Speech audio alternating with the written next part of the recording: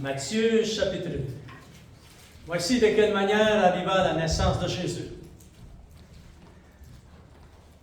Lorsque Jésus est né, il a été placé dans la crèche. Les bergers sont venus, ils l'ont adoré, il dit dans la parole de Dieu. Mais ici, le Seigneur va aller dans une autre dimension et il va envoyer des marches qui vont arriver de l'Orient. Et comme vous allez remarquer lorsqu'on va lire la parole de Dieu, c'est très important la Bible. C'est le seul moyen de découvrir la vraie vérité de comment ça s'est déroulé. Amen. La naissance et tout ce que Jésus a vécu et tout ce qu'il a donné. Et nous allons remarquer que Jésus maintenant n'est plus dans l'étable, mais il est dans une maison avec sa mère. Et ça, c'est très important. Et on va lire ensemble, enfants de Dieu, dans Matthieu chapitre 2, verset 1 jusqu'au verset 12. Et découvrons ensemble, enfants de Dieu, vraiment des grandes vérités, des grandes révélations dans ces quelques versets. Il y a des étudiants de la parole de Dieu qui nous ont suggéré que même lorsque Jésus était rendu ici dans la maison, il pouvait avoir jusqu'à 2 ans. Mais nous savons qu'il n'était pas un bébé parce qu'il va l'appeler l'enfant. Lisons, si vous voulez, ensemble dans Matthieu chapitre 2, verset 1. Jésus étant né à Bethléem en Judée au temps du roi Hérode, voici des marches d'Orient arrivèrent dans la ville de Jérusalem. Et ces gens, lorsqu'ils sont entrés dans cette ville, ils ont dit: où est le roi des Juifs qui vient de naître? Car nous avons vu son étoile en Orient et nous sommes venus pour l'adorer. Et regardez, cette déclaration va agiter le roi Hérode et toute la ville de Jérusalem. Regardez les réactions, verset 3. Le roi Hérode, ayant appris cela, que des marches sont arrivées de l'Orient, ils ont dit: où est le roi qui vient de naître? Wow! Le roi Hérode, ayant appris cela, fut troublé, et tout Jérusalem avec lui. Wow! Il y a eu beaucoup de réactions. Le roi Hérode assembla tous les principaux sacrificateurs et les scribes du peuple. Il s'informa d'eux où devait naître le Christ. Et lui dirent à Bethléem en Judée, car voici ce qui a été écrit par le prophète. Et toi, Bethléem, terre de Juda, tu n'es certes pas la moindre entre les principales villes de Juda, car de toi sortira un chef qui paîtra Israël, mon peuple. Alors Hérode fit appeler en secret les marches et s'enquit soigneusement auprès d'eux depuis combien de temps l'étoile brillait. Puis il les envoya à Bethléem en disant: allez et prenez des informations exactes sur le petit enfant, et quand vous l'aurez trouvé, faites-le moi savoir, afin que j'aille aussi moi-même l'adorer. Après avoir entendu le roi, il partit, c'est-à-dire les mages, partirent. Et voici l'étoile qu'ils avaient vue en Orient marchait devant eux, jusqu'à ce qu'étant arrivé au-dessus du lieu où était le petit enfant, l'étoile s'arrêta. Quand ils aperçurent l'étoile, ils furent saisis d'une très grande joie.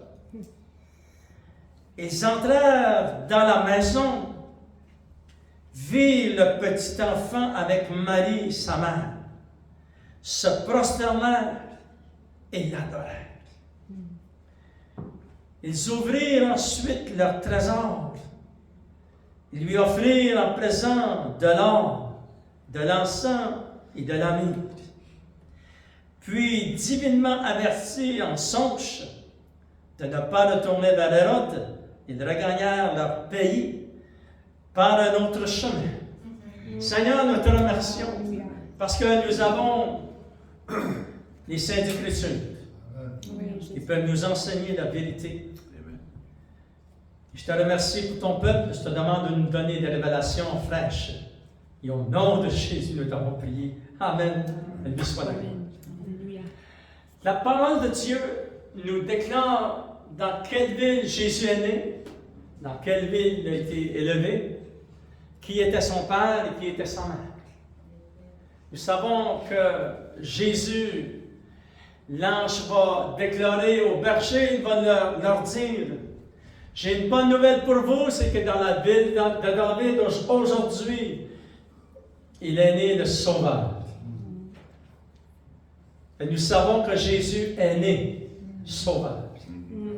Il n'a pas pris de cours, il n'a pas fait de thérapie, il n'a pas étudié pour devenir Sauveur. Il est né Sauveur. Alléluia. Alléluia. C'est merveilleux, ça, enfant de Dieu, de réaliser qu'il est né Sauveur. Et quelques temps plus tard, nous voyons ici dans la parole de Dieu que c'est clair, la parole de Dieu c'est très précis, même si nous allons dans l'histoire, nous allons découvrir que oui, Bethléem était bien un endroit où Jésus est né, en Judée, au temps de qui? Au temps du roi Hérode. Fait que peut-être que si nous reculons dans l'histoire, nous allons découvrir le temps que Jésus est né. Et parce que la parole de Dieu est précise, il fallait que Jésus vienne. Et les mages sont arrivés dans la ville. Imaginez-vous. Ils arrivent dans la ville. Ces gens qui sont arrivés avec leur présent, leur trésor pour le présenter au roi. Et ils ont dit ceci, ils ont dit, où est le roi qui vient de naître? Et tout cela est parvenu jusqu'aux oreilles du roi Hérode. Mais le roi Hérode était devenu un roi. Il n'est pas né roi. Et ça l'a tellement bouleversé, ça dit dans la parole de Dieu, qu'il était tellement bouleversé d'entendre qu'un enfant est né roi, que même ça l'a tellement affecté que son palais, jusque partout dans Jérusalem, tout le monde était bouleversé, troublé, il dit dans la parole de Dieu. C'est quelque chose. Lorsqu'on regarde ici, on dit wow!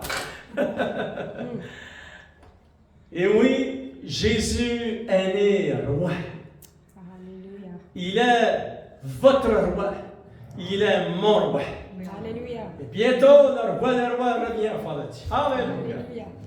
Et nous allons découvrir ensemble, nous savons que les marches, enfants de Dieu, ont suivi cette étoile. Vous savez, Dieu a travaillé avec eux. C'est pas pour rien, c'est écrit dans la parole de Dieu. Dieu a travaillé avec eux, avec ceux qu'ils connaissaient. Et si vous prenez une étoile et vous la faites bouger dans le ciel, ça va déranger quelque chose quelque part dans l'univers. Même si cette étoile, ils ont suivi cette étoile depuis plusieurs mois et même plus longtemps, enfants de Dieu. Et ils ont suivi cette étoile que Dieu a fait bouger dans le ciel par son doigt. Alléluia! Sans créer de catastrophe. Amen. Et ça dit même, enfants de Dieu, lorsqu'ils sont partis devant le roi Hérode, l'étoile s'est mise en marche. Elle s'est même bougée devant eux. Et l'étoile s'est placée au-dessus. Certainement qu'elle était haute dans le ciel. Mais s'est placée au-dessus de la maison où était le roi. Alléluia. Et là, je me dis, Seigneur, c'est un miracle. Ça m'était grand. La naissance de Jésus, c'est un miracle extraordinaire. Alléluia. Ici, nous découvrons une autre partie. Ils sont entrés dans la maison, ils ont frappé à la porte. Et Marie va ouvrir. Et Jésus, qui était devenu l'enfant Jésus, appelé l'enfant Jésus, certainement qu'il pouvait marcher. Il a couru lui aussi pour voir qui était à la porte. Et ces 3 personnes, probablement qu'il y avait d'autres personnes avec eux, sont entrés, ça dit dans la parole de Dieu, dans la maison. Et imaginez-vous, vous êtes mari, et vous voyez tout cela se dérouler devant vous, enfants de Dieu. Ils se sont prosternés, ils ont adoré. Parce que tu as seulement le droit d'adorer Dieu. Et eux se sont prosternés, c'est quelque chose de se prosterner devant un enfant. Et une autre dimension, ils l'ont adoré. Parce qu'ils savaient qu'il était Dieu le Fils.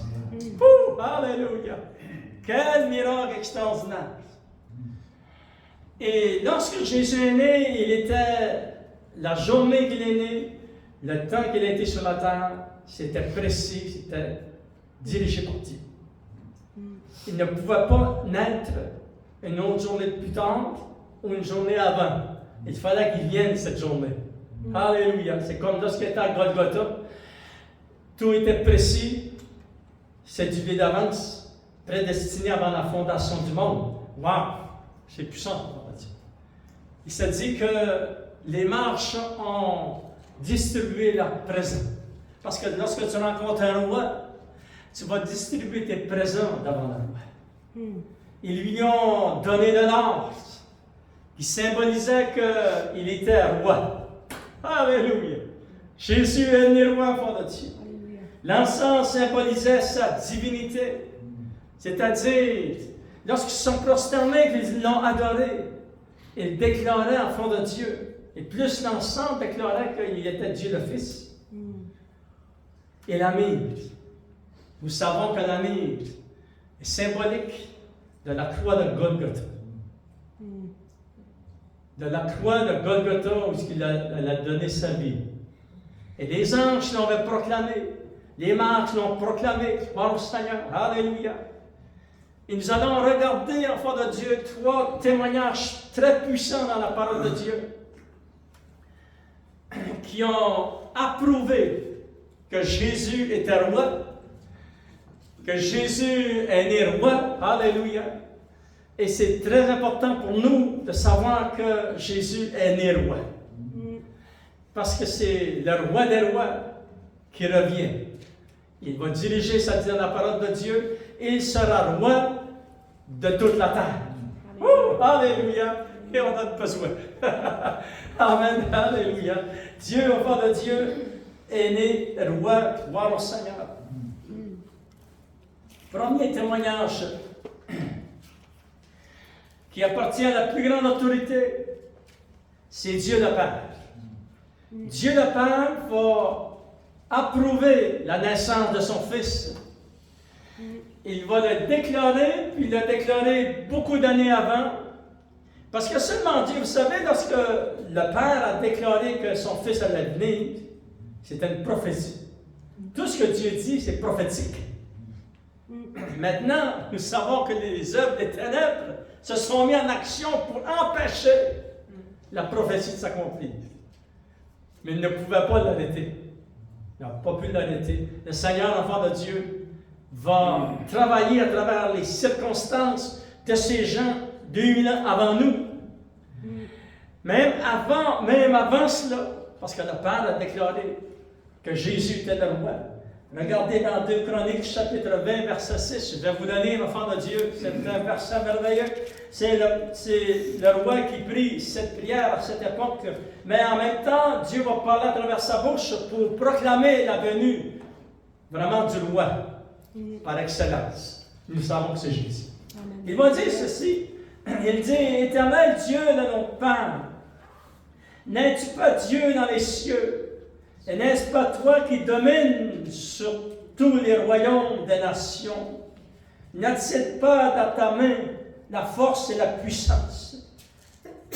Nul ne peut t'affronter. Alléluia. Dieu est roi de tous les rois des nations. Amen. Alléluia. Regardez dans Daniel, enfant de Dieu. Je vais vous lire ces versets merveilleux dans Daniel. Écoutez bien, enfant de Dieu, Daniel chapitre 7, verset 9 jusqu'au verset 10. Quel verset merveilleux.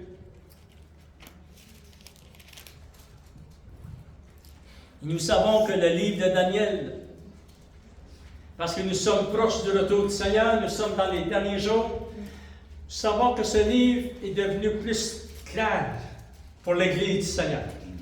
Ceux qui ont des révélations dans la parole de Dieu en voient plus avec plus de facilité parce que ce livre était scellé.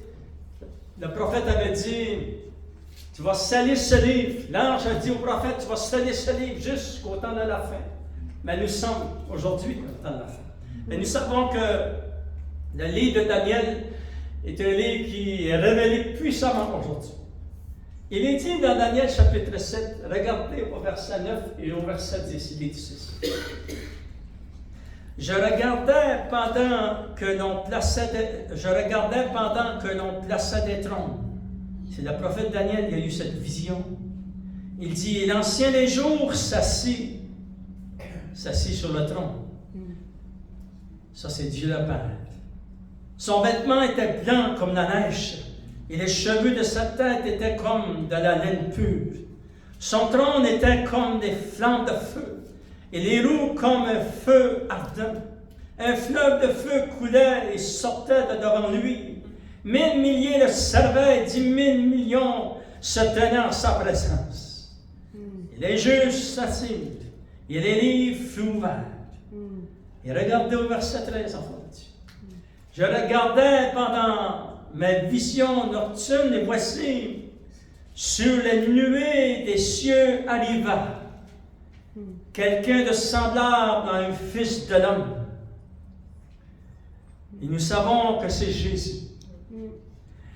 Pendant que le Père est assis sur le trône et que d'autres est assis sur le trône, Jésus arriva. Et regardez qu'est-ce qui va se passer en face de Dieu. Tout cela se passe devant le trône de Dieu. Il y a une vision. Qu'est-ce qui se passe devant le trône de Dieu? Et il dit quelqu'un de semblable à un fils de l'homme. Et s'avança vers l'ancien des jours. Et on le fit approcher de lui. Et on lui donna la domination, la gloire et le règne. Et tous les peuples des nations et les hommes de toute langue le servirent. Sa domination est une domination éternelle qui ne passera point, et son règne ne sera jamais détruit. Alléluia! Mais nous savons que c'est vraiment à 100%, sans aucun doute dans notre cœur, que le Père va déclarer à son Fils: ta domination est une domination éternelle, et ton royaume ne sera jamais détruit. Souvenez-vous, les mages ont dit, il est né roi.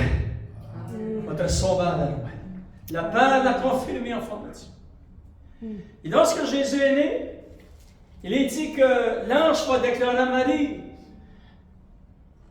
tu vas être revêtu de la gloire de Dieu, et le Saint-Esprit va venir sur toi, et tu enfanteras un fils.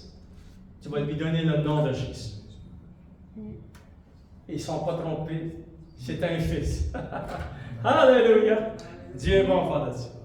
C'est-à-dire le deuxième témoin, très important, de la venue de Jésus comme roi, c'est Dieu le Saint-Esprit. Il était sur la terre, il est sur la terre aujourd'hui. C'est lui qui vous a convaincu de justice, de péché, de jugement. Il fait son travail encore aujourd'hui en 7 ans. Lorsque Jésus est venu, il était là. Il va approuver la venue du roi. Et c'est très puissant encore de Dieu. Alléluia. Nous voyons, il y a beaucoup d'endroits dans la parole de Dieu, mais parce que le temps nous manque, j'aimerais qu'on puisse lire ensemble dans Isaïe chapitre 9. Et on va se placer dans le contexte de qu'est-ce qui va être déclaré l'enfant de Dieu. Et vous allez voir que c'est très facile de comprendre que cette prophétie était pour Jésus, le Fils de Dieu. Alléluia! J'aimerais vous le lire, enfant de Dieu, dans Isaïe chapitre 9, verset 1, mais on va commencer Isaïe chapitre 8, verset 23. Juste un verset avant, enfant de Dieu. Il est dit, mais les ténèbres ne régneront pas toujours sur la terre, où il y a maintenant de l'angoisse. Et c'est une bonne nouvelle pour nous aujourd'hui, les ténèbres ne régneront pas toujours sur la terre. Et ceci est attribué aussi au temps lorsque Jésus est venu. Il est dit, si les temps passés ont couvert d'opprobre le pays de Sabulon et le pays de Nephtali, les temps à venir couvriront de gloire la contrée voisine de la mer, au-delà du Jourdain, le territoire des Chantiers. Le peuple qui marche dans les ténèbres voit une grande lumière. Alléluia! Sur ceux qui habitaient le pays de l'ombre de la mort, une lumière resplendit. Alléluia! Tu rends le peuple nombreux et tu accordes de grande joie. Ils se réjouissent devant toi, comme on se réjouit à la moisson. Regardez, enfants de Dieu, au verset 5. Pourquoi la lumière va resplendir? Car un enfant nous est né, et un fils nous est donné. Alléluia! Et la domination reposera sur son épaule. On l'appellera admirable, conseiller, Dieu puissant, Père éternel. Alléluia. Prince de la paix. Jésus. Regardez ceci en fait. Maintenant, j'aimerais juste vous regarder l'information que je vais vous donner. Ceci a été prophétisé par le Saint-Esprit à travers la bouche de son prophète Isaïe, alentour de 750 ans avant la naissance de Jésus. C'est-à-dire, et 750 années plus tard, Jésus va venir à Bethléem. Alléluia! C'est lui qui est la lumière du monde, comme nous lisons dans la parole de Dieu. Et c'est très clair, c'est très précis. Il est dit, un enfant vous est né, car un enfant nous est né, un fils nous est donné.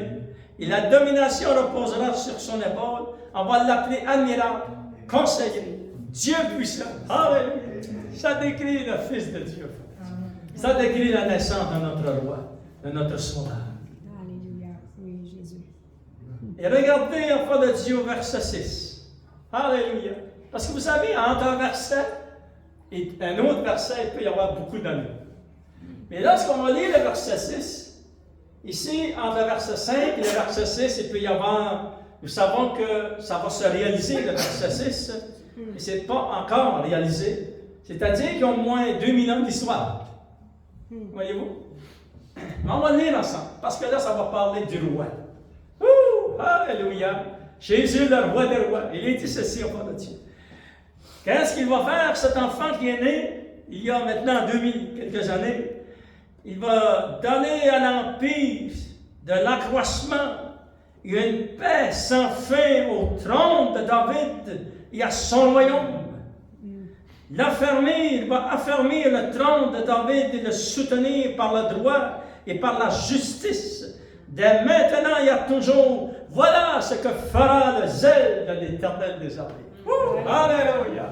Voyez-vous comment la parole est puissante? C'est puissant la parole de Dieu. Alléluia! Jésus est venu et il revient enfant de Dieu. Et c'est lui qui va affermir le royaume de Dieu sur la terre. Alléluia! C'est lui, enfant de Dieu, qui va établir son royaume. Il régnera du nord au sud, de l'est à l'ouest. Il régnera sur toute la terre. Troisième témoignage que Jésus a reçu lorsqu'il est né. Les marches sont arrivées, nous l'avons lu dans Matthieu chapitre 2, verset 2. Immédiatement, vous savez, il aurait pu être mis à mort en déclarant cette vérité. Parce que le roi était vraiment pas content. Toute Jérusalem était troublée. Il se dit dans la parole de Dieu que les marches qu'ils ont publiées en entrant dans la ville, ils ont dit, nous sommes venus. Où est le roi qui vient de naître? Alléluia! C'est-à-dire que les humains ont même proclamé eux-mêmes que Jésus était roi. Alléluia! Et sans enfant de Dieu, il fallait qu'il soit vraiment rempli du Saint-Esprit pour déclarer cela. Puis il fallait aussi qu'il n'ait pas peur de mourir. Parce qu'il aurait pu être mis en mort. Alléluia! Parce que vous savez, si vous continuez à lire dans Matthieu chapitre 2, verset 13 jusqu'au dernier verset du chapitre 2, vous savez que Hérode a envoyé son armée à Bethléem. Il a fait tuer beaucoup d'enfants parce que Jésus était né. Quelque chose. C'est-à-dire, l'enfant de Dieu, lorsqu'ils ont déclaré « Où est le roi qui vient de naître? » Wow! C'était quelque chose, une grande révélation. Et ça a sorti de la bouche de ces hommes, gloire au Seigneur. Et j'aimerais, enfant de Dieu, en terminant, qu'on puisse regarder l'exemple de Saul de Tarse, qui va devenir l'apôtre Paul. Et regardez ce qu'il va déclarer. Dans 1 Timothée, s'il vous plaît, on tourne dans 1 Timothée, chapitre 1, et on va lire du verset 12 jusqu'au verset 17. Gloire au Seigneur. Alléluia.